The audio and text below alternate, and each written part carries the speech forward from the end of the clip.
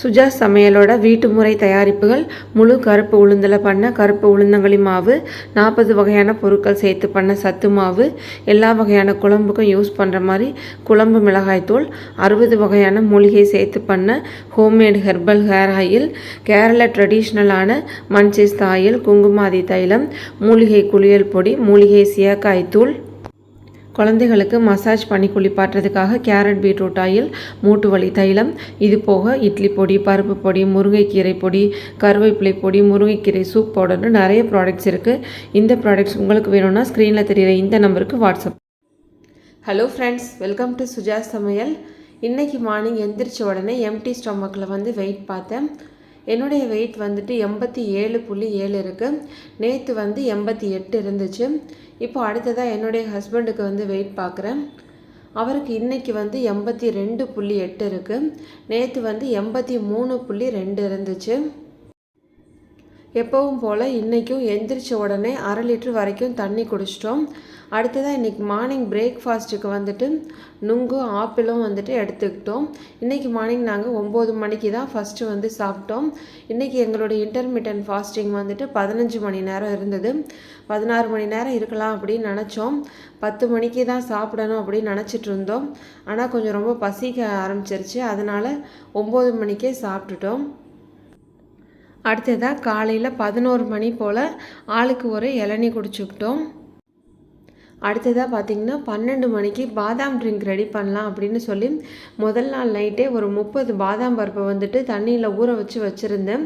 இந்த 30 பாதாம் பருப்பு வந்துட்டு 3 பேருக்கு சேர்த்து பாதாம் ட்ரிங்க் ரெடி பண்ணுறதுக்காக ஊற வச்சுருக்கேன். இந்த பாதாம் ட்ரிங்கில் வந்துட்டு ஸ்வீட்டுக்காக நான் இன்றைக்கி பேரிச்சம்பழம் சேர்க்க போகிறேன். அந்த பேரிச்சம்பழத்தையும் ஒரு 10 நிமிஷம் வந்துட்டு சுடுதண்ணியில் ஊற வச்சுட்டு அதுக்கப்புறம் அரைச்சோன்னா நமக்கு அது நல்லா அரைப்பட்டு வரும். அதுக்காக இதில் இப்போ நான் கொஞ்சமாக சுடுதண்ணி ஊற்றி ஊற வச்சுக்கிறேன். இது ஊறிட்டுருக்கிற நேரத்தில் இந்த பாதாம் பருப்போட தோல் எல்லாத்தையும் நம்ம நல்லா உரித்து எடுத்துக்கலாம். 30 பாதாம் போட்டு இந்த மாதிரி பாதாம் ட்ரிங்க் எல்லாம் எடுத்துக்கிட்டோம்னா எப்படி வெயிட்டு குறையும் அப்படின்னு உங்களுக்கு தோணும். இதை வந்துட்டு நம்ம டெய்லி எல்லாம் எடுத்துக்கக்கூடாதுங்க. வாரத்தில் 1 அல்லது ஒரு 2 நாள் எடுத்துக்கிட்டிங்கனாலே போதும். ஒரே நாள்லேயே 10 பாதாம் பருப்பு வரைக்கும் ஒருத்தர் எடுத்துக்கிறதுனால வேறு நட்ஸ் எதுவும் அன்றைக்கி எடுத்துக்காமல் ஸ்கிப் பண்ணிக்கிறது நல்லது. இப்போ பாதாம் பருப்போட தோல் எல்லாத்தையும் நான் எடுத்துட்டேன்.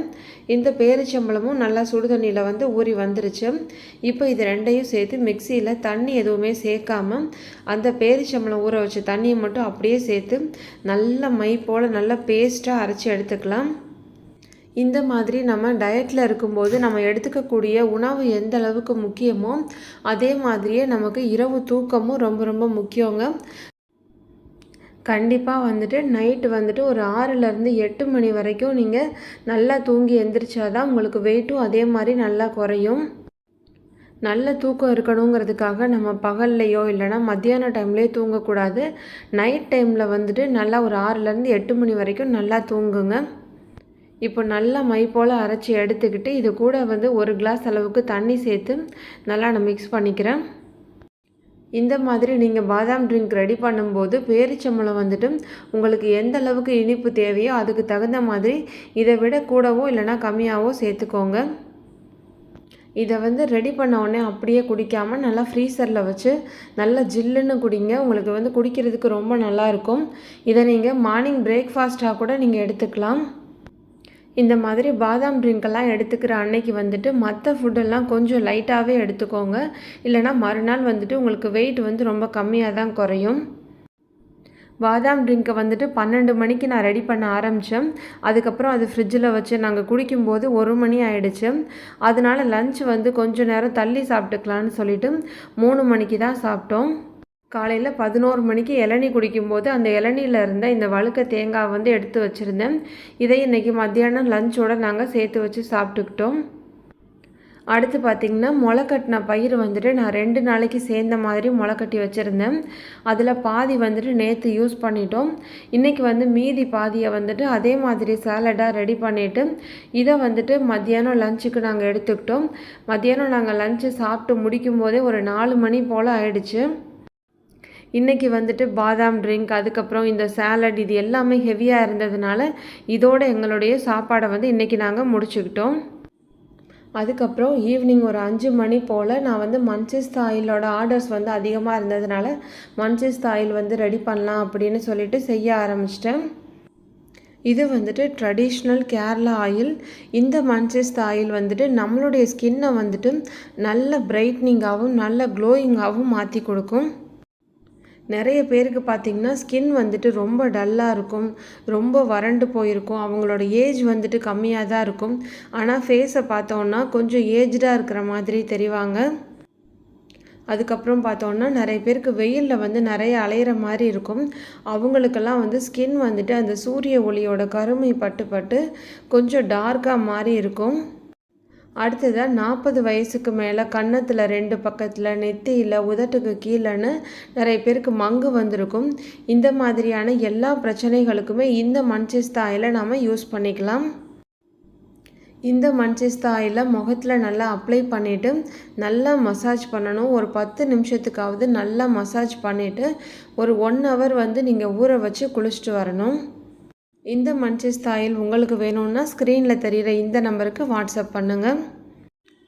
அடுத்ததாக பார்த்திங்கன்னா நாங்கள் நைட்டு ஒரு 9 மணி போல் இன்றைக்கி வெயிட் லாஸ் பவுடருக்கு பதிலாக நிலா ஆவாரை பொடி வந்து எடுத்துக்கிட்டோம்.